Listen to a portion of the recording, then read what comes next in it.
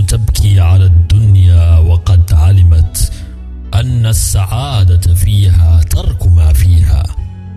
لا دار للمرء بعد الموت يسكنها إلا التي كان قبل الموت بانيها، فإن بناها بخير طاب مسكنها، وإن بناها بشر خاب بانيها. أموالنا لذوي الميراث نجمعها، ودورنا لخراب الدهر نبنيها.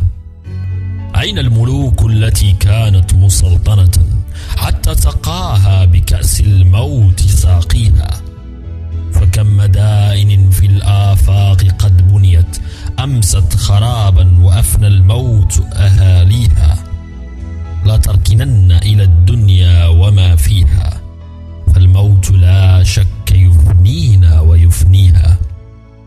لكل نفس وإن كانت على وجل، فمن المنية آمال تقويها.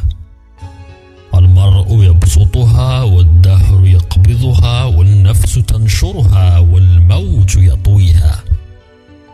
إنما المكارم أخلاق مطهرة، الدين أولها والعقل ثانيها، العلم ثالثها والحلم رابعها، والجود خامسها والفضل سادسها، والبر سابعها والشكر ثامنها، والصبر تاسعها واللين باقيها.